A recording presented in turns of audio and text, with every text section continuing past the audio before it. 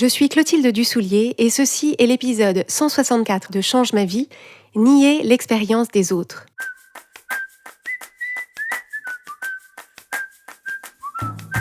Bienvenue sur Change ma vie, outils pour l'esprit. Je suis Clotilde Dussoulier, master coach certifié,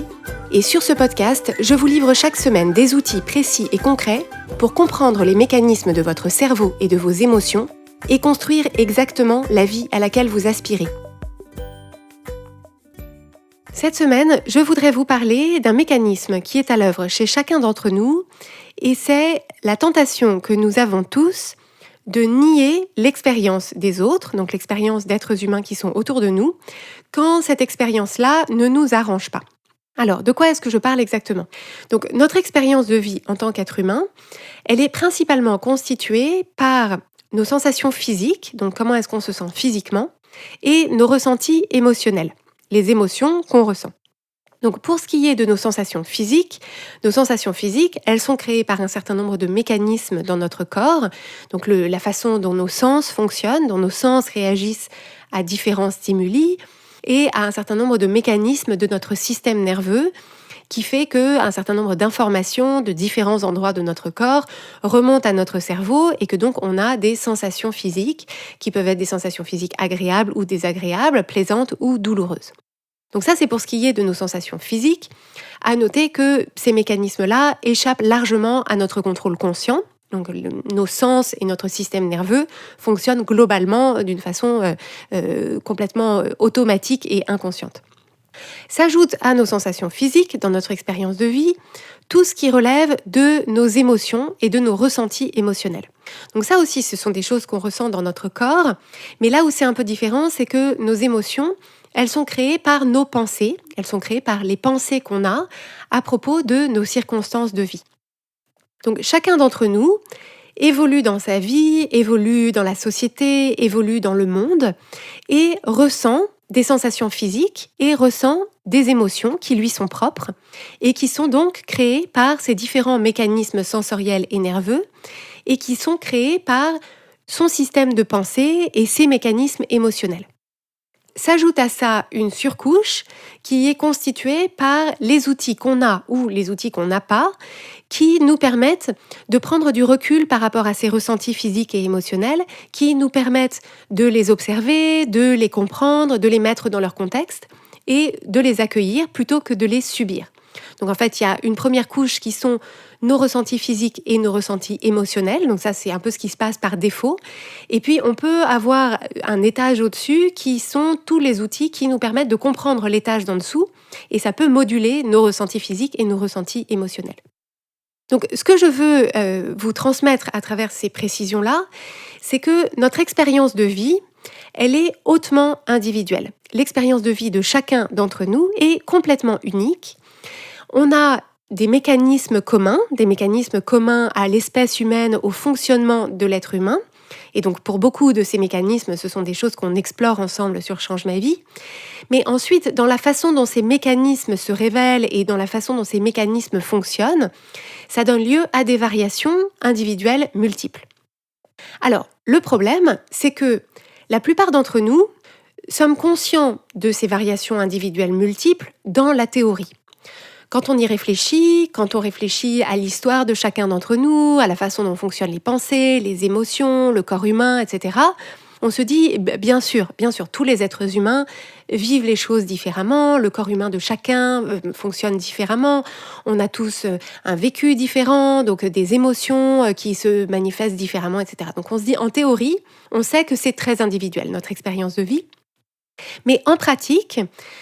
c'est beaucoup moins facile d'intégrer ça dans notre réflexion, en particulier quand on se trouve dans des situations où on est confronté à une autre personne, donc un autre être humain qui est en face de nous, qui exprime son expérience de vie, c'est-à-dire son expérience à elle, son ressenti physique, son ressenti émotionnel, la façon dont les choses se présentent pour elle, et où cette expérience de vie-là, que cette personne nous exprime,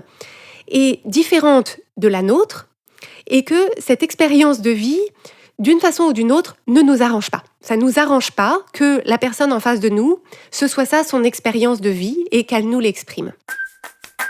Donc je vais vous donner quelques exemples de cas de figure dans lesquels ce mécanisme qui nous conduit à nier l'expérience de quelqu'un d'autre peut être à l'œuvre pour que vous puissiez reconnaître de quelle façon est-ce que vous pouvez être concerné dans certaines de vos configurations de vie.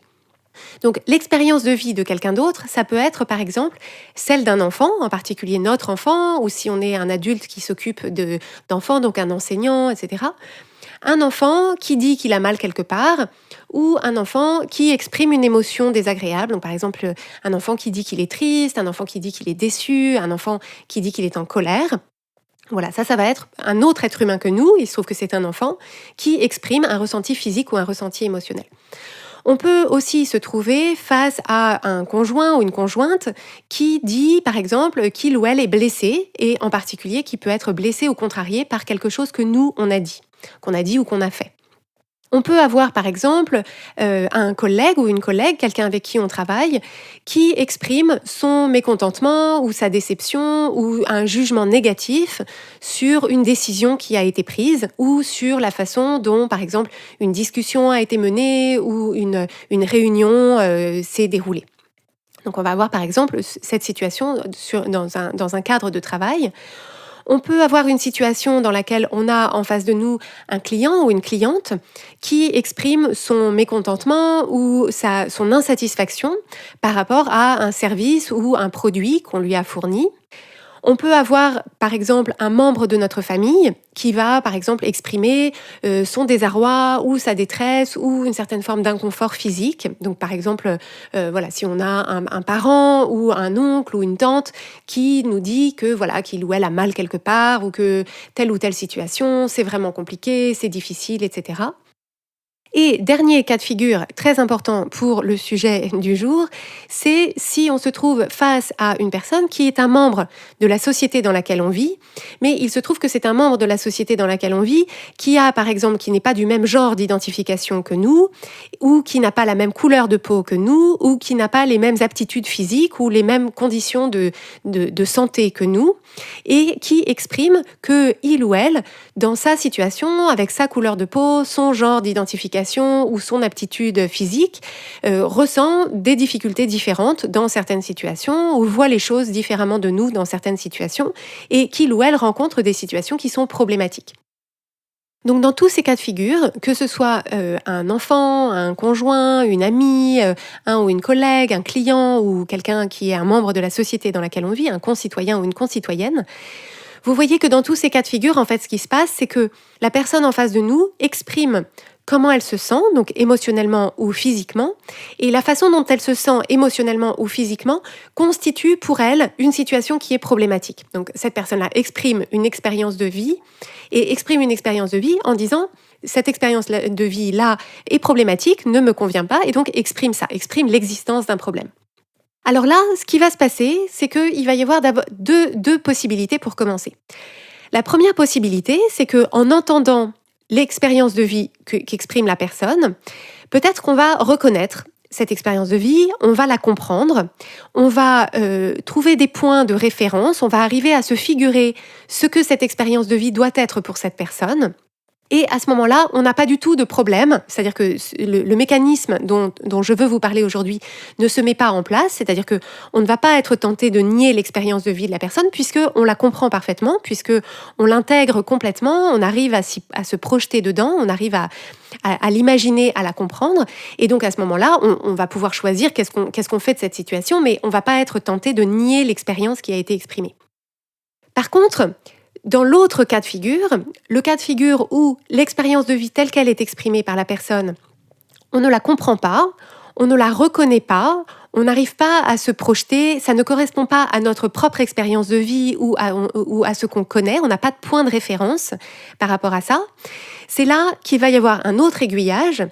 c'est-à-dire qu'une première réaction, ça va consister à se dire, tiens, telle personne, donc mon enfant, ma collègue, mon ami, mon oncle, cette personne avec qui j'échange, exprime une expérience de vie qui ne ressemble à rien de ce que moi j'ai connu, qui n'est pas ce que moi j'aurais imaginé dans cette situation, mais je vais opter pour l'acceptation et l'accueil de cette expérience de vie en me disant, si cette personne-là exprime ça, je vais considérer par défaut que c'est valide, que c'est valable. Comme je ne connais pas et que je ne comprends pas, je vais plutôt avoir des pensées de curiosité, de connexion, d'ouverture qui vont plutôt me conduire à essayer de comprendre,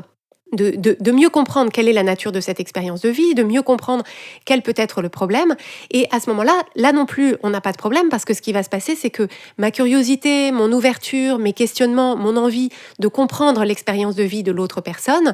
vont faire que, enrichi de cette compréhension, on va pouvoir ensemble regarder quel est le problème et pouvoir trouver ensemble des solutions, où je vais pouvoir m'allier à la personne pour l'aider à trouver des solutions, mettre en place des changements, etc. Et donc là non plus, on voit, je n'ai pas nié l'expérience de vie de l'autre personne, et donc je vais pouvoir me mettre en action, me mettre en soutien de cette personne pour régler ou l'aider à régler ou soutenir cette personne dans le règlement de son problème. Que ce soit, encore une fois, un enfant qui exprime quelque chose ou un collaborateur ou quelqu'un avec qui on échange dans la société. Là où on va avoir un vrai problème, c'est, et malheureusement c'est plutôt la majorité des situations, c'est que face à l'expérience de vie exprimée par quelqu'un d'autre, une expérience de vie qu'on ne comprend pas, qu'on ne connaît pas, qu'on ne reconnaît pas, et dans laquelle on n'arrive pas à se projeter,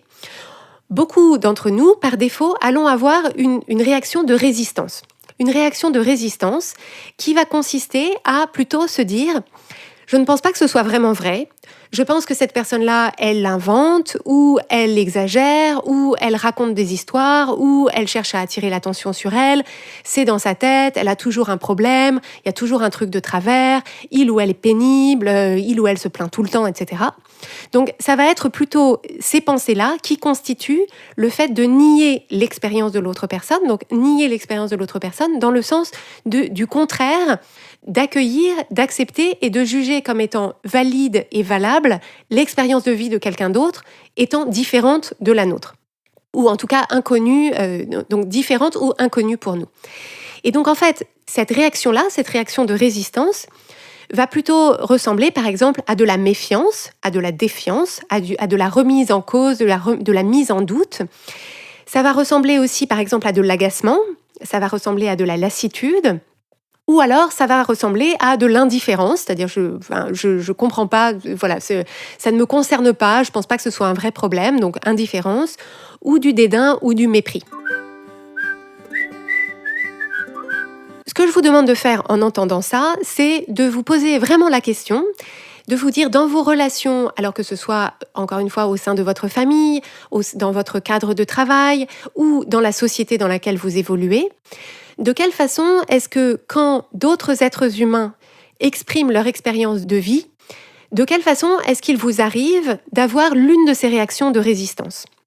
Donc encore une fois, sur Change ma vie, vous le savez, il ne s'agit jamais de se juger, mais il s'agit simplement de remarquer certains de ces mécanismes qui peuvent être à l'œuvre par défaut, pour se donner les moyens, si ces mécanismes-là ne nous plaisent pas, ne correspondent pas à la personne qu'on a envie d'être dans nos relations, dans notre société au sens large, de se donner à ce moment-là les moyens de le voir venir et de le désamorcer.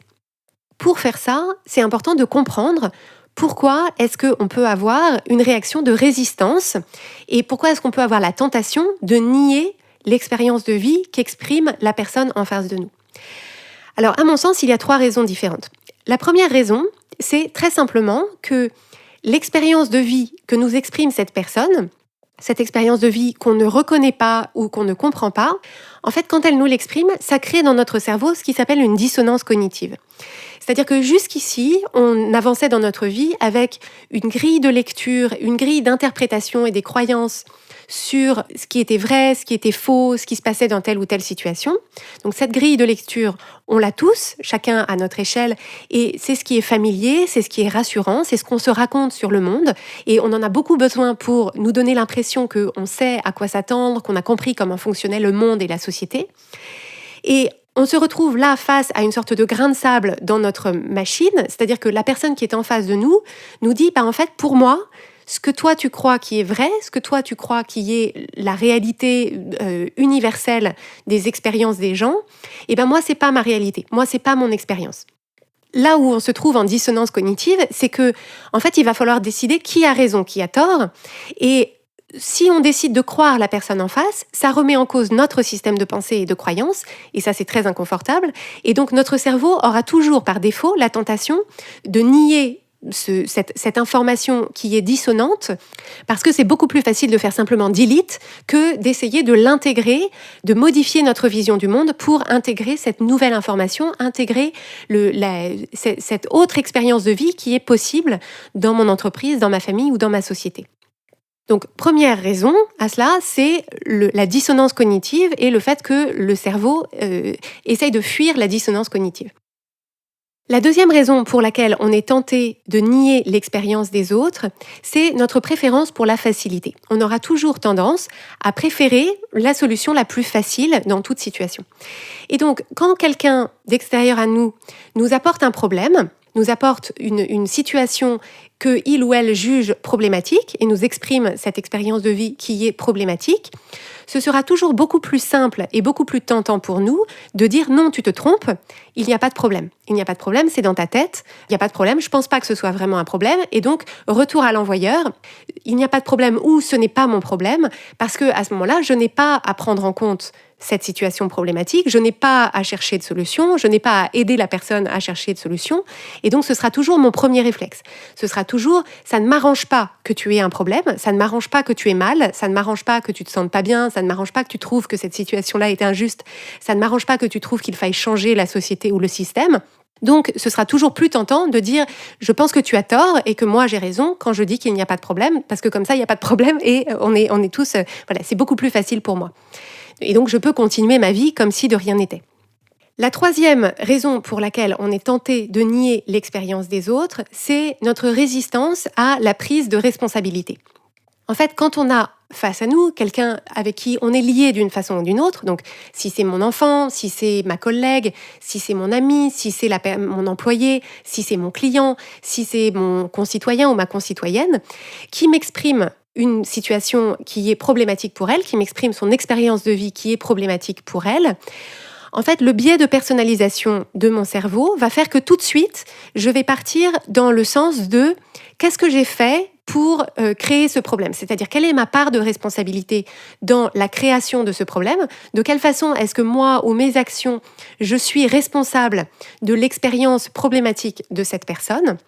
Et pour la plupart d'entre nous, ce premier réflexe qui consiste à se sentir responsable et à penser qu'on a joué un rôle d'une façon ou d'une autre dans cette expérience problématique, pour la plupart d'entre nous, c'est très inconfortable parce qu'on confond responsabilité et faute, ou responsabilité et culpabilité, et que quand notre cerveau explore la façon dont on a joué un rôle dans la création de cette situation problématique, on va ressentir plutôt de la honte, de la culpabilité, on va ressentir une émotion d'obligation en se disant c'est à moi de résoudre ce problème, on va ressentir peut-être du découragement en se disant c'est peut-être de ma faute mais je ne sais pas du tout comment résoudre ce problème, comment faire que ça va mieux, on va se sentir frustré, on va se sentir coincé, on va se sentir ambivalent, on va se dire ça m'arrange pas du tout de résoudre ce problème, etc. Et donc, en fait, ce questionnement autour de quelle est ma part de responsabilité, qu'est-ce que je pourrais avoir fait qui aurait contribué à la création de cette situation problématique pour cette personne, ce questionnement-là étant inconfortable pour la plupart d'entre nous de par les émotions que ces questions suscitent pour nous, on préfère tout nier en bloc et dire en réalité tu es le ou la seule responsable de ta situation. Cette situation problématique, c'est toi qui l'inventes ou c'est toi qui l'as créée, donc c'est pas mon problème, je ne suis pas responsable, je ne suis pas coupable, parce que ça nous épargne des émotions désagréables qu'on pourrait ressentir dans ce questionnement. Alors qu'en réalité, ce qui va être beaucoup plus favorable, ça va être d'acquérir la capacité, dans une situation où quelqu'un nous amène une situation, une expérience de vie qui est problématique pour lui ou pour elle, ça va être d'avoir la capacité de s'interroger réellement en allant au-devant de ces émotions inconfortables pour pouvoir se questionner effectivement sur notre part de responsabilité. C'est-à-dire que si mon enfant ressent certaines émotions, en tant que parent, quelle est ma responsabilité par rapport à lui dans la création dans la création de la situation dans laquelle il se sent déçu ou en colère, ou ma responsabilité vis-à-vis de lui pour l'aider à traverser cette situation. Pareil, si j'ai un collègue ou une collègue qui me dit pendant cette réunion, ça m'a pas plu comment ça s'est passé parce que je trouve que la décision on l'a prise comme ci ou on l'a prise comme ça, on n'a pas pu exprimer, etc. en fait, ça va être intéressant pour moi de me poser la question de quelle façon est-ce que j'ai contribué à cette dynamique? Est-ce que je suis d'accord avec elle? Est-ce que je suis d'accord avec lui? Qu'est-ce que moi j'ai fait? Qu'est-ce que j'aurais pu faire? Comment est-ce que je veux aborder les choses d'une autre façon? C'est-à-dire que cette interrogation sur ma part de responsabilité, de quelle façon est-ce que j'ai co-créé cette expérience-là pour cette personne, va pouvoir me permettre de décider en toute liberté quelle est la part de responsabilité que j'ai envie d'endosser, qu'est-ce qui me paraît juste, quelles sont les actions que j'ai envie d'entreprendre qui me paraissent justes pour faire évoluer la situation. Et de cette façon-là, je vais pouvoir accueillir l'expérience de l'autre personne, me poser les bonnes questions pour pouvoir faire avancer la situation. Donc voilà les 3 raisons pour lesquelles, par défaut, si on n'en a pas conscience, si on ne se questionne pas là-dessus, par défaut, quand quelqu'un exprime une expérience de vie différente de la nôtre et qui est une expérience de vie qui est problématique pour lui ou pour elle, notre réaction la plus facile, ce sera de dire non, je ne pense pas que tu aies raison, je pense que moi j'ai raison et je ne vois pas les choses comme toi, mais c'est moi qui ai raison. Alors, pourquoi est-ce que ce réflexe-là, pourquoi est-ce que cette tentation-là est problématique ? La première raison pour laquelle c'est problématique, c'est que ça constitue un manque à gagner énorme dans la qualité de nos relations. Ça constitue un manque à gagner énorme en termes de connexion avec les personnes qui nous entourent, en termes de compréhension des personnes qui nous entourent et plus largement en termes de compréhension du monde, de son fonctionnement et des êtres humains qui l'habitent. Parce que, bien sûr, si j'évolue dans ma vie et j'évolue dans mes relations, en faisant en sorte qu'à chaque fois que quelqu'un m'exprime son expérience de vie qui est différente de la mienne, je nie en bloc, c'est-à-dire je dis non, je ne pense pas, je pense que c'est toi, je pense que c'est dans ta tête, je pense que tu exagères, je pense que tu fais des histoires et je pense que tu te trompes, il est évident que je vais me priver de tout un tas de discussions extrêmement riches, extrêmement utiles et qui créent beaucoup de connexions entre moi et les autres personnes. Donc en termes de nourriture de relations, je vais vraiment me priver d'une qualité de relation qui pourrait faire que mon expérience de vie serait beaucoup plus riche, beaucoup plus intéressante et beaucoup plus connectée. Mais également, bien sûr, dans tout ce qu'on cherche à accomplir ou à créer dans notre vie, en termes personnels ou en termes professionnels, il est évident qu'une compréhension fine des autres personnes et de leur expérience de vie unique est toujours précieuse parce que à chaque fois qu'on veut vendre quelque chose à quelqu'un, à chaque fois qu'on veut demander quelque chose à quelqu'un, à chaque fois qu'on veut proposer quelque chose à quelqu'un, offrir quelque chose à quelqu'un, si on est complètement coupé de son expérience de vie unique, on va avoir un gros problème de compréhension et de communication. Donc, première chose, manque à gagner énorme dans la qualité de nos relations avec les autres. Deuxième problème, si on nie l'expérience des autres, on n'a absolument aucune chance d'avoir un impact positif sur la situation, on n'a absolument aucune chance d'avoir un impact positif sur les gens, sur la société et sur le monde. Parce que si, encore une fois, si je me coupe de l'expérience d'autres personnes qui ne me ressemblent pas, que je ne comprends pas, que je ne connais pas et pour lesquelles je n'ai pas de point de référence, alors d'une part, effectivement, ma vision du monde, elle est vraiment minuscule et elle est très cloisonnée, mais ça veut dire aussi que les problèmes qu'il peut y avoir dans la société, dans le monde, dans l'entreprise dans laquelle je travaille, dans ma famille, je ne vais absolument pas être en mesure de résoudre ces problèmes ou de faire évoluer les situations dans le bon sens, ou presque pire, je vais parfois essayer d'impulser des changements en ayant mal compris quel était le problème, en ayant mal compris quel était le problème que je cherchais à résoudre, parce que justement, je n'ai pas pris le temps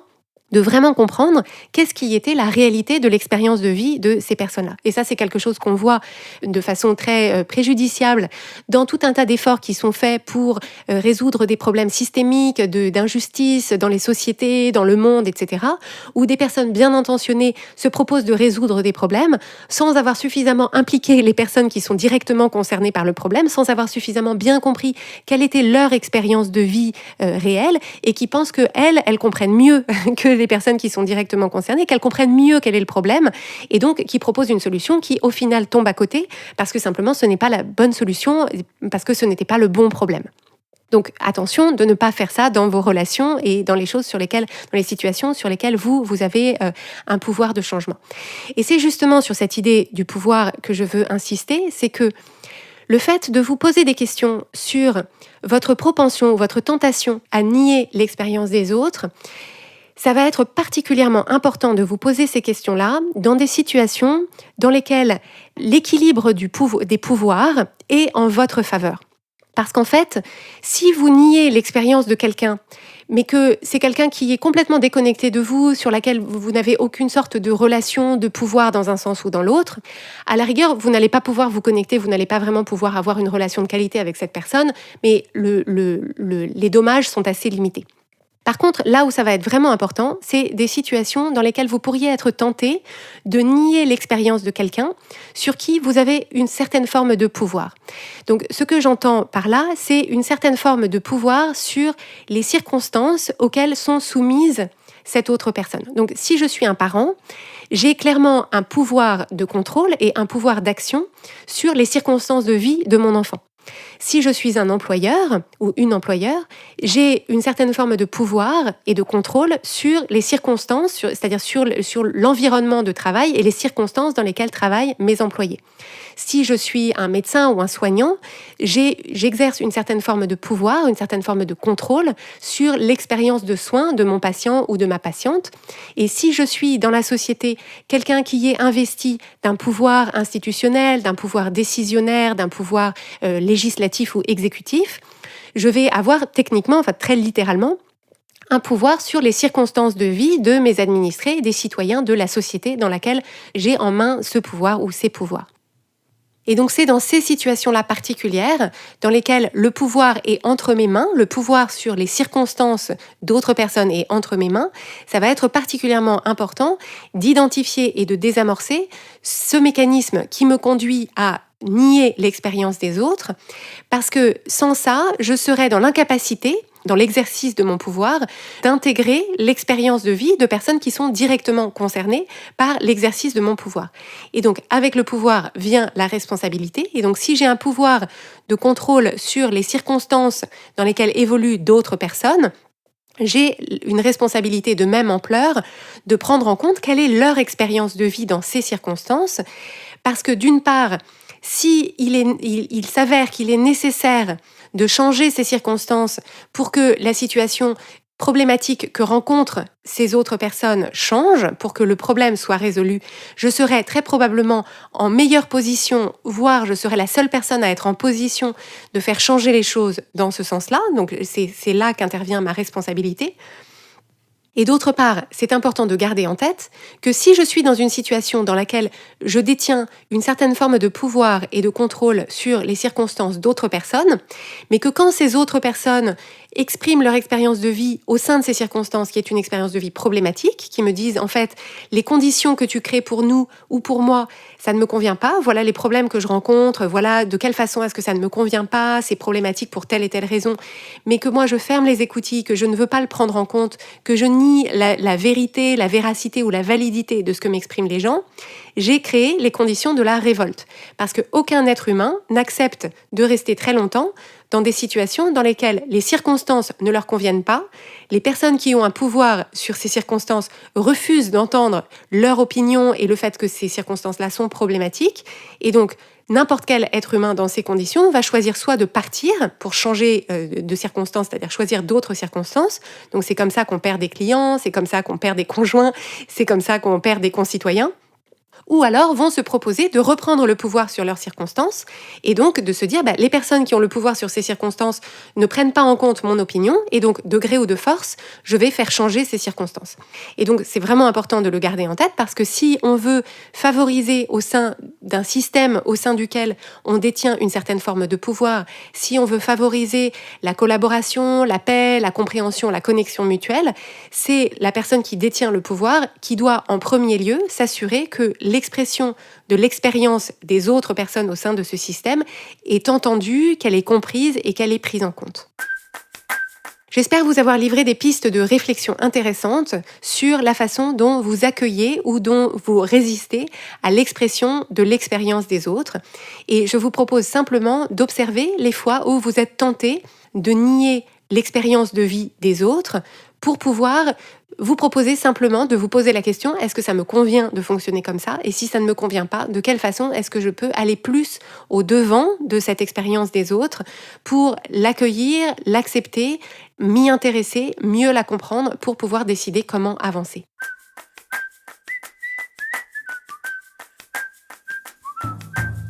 Pour ne manquer aucun épisode de Change ma vie, abonnez-vous au podcast sur la plateforme de votre choix. N'hésitez pas à laisser un avis et à partager le podcast avec les gens que vous aimez, c'est le meilleur moyen de le soutenir. Inscrivez-vous gratuitement sur changemavie.com/inscription pour recevoir des outils exclusifs et des messages inspirants directement par email. Et si vous voulez aller plus loin dans la mise en pratique des outils que je vous présente sur Change ma vie, c'est exactement notre métier en tant que coach de vie de vous accompagner. Le programme de coaching que nous proposons est fait sur mesure pour les femmes qui travaillent, qui ont des enfants et qui ont du mal à trouver leur épanouissement au milieu de tous ces rôles qu'elles jouent. Pour en savoir plus et déposer votre demande, rendez-vous dès aujourd'hui sur changemavie.com/coaching. Nous avons hâte d'échanger avec vous.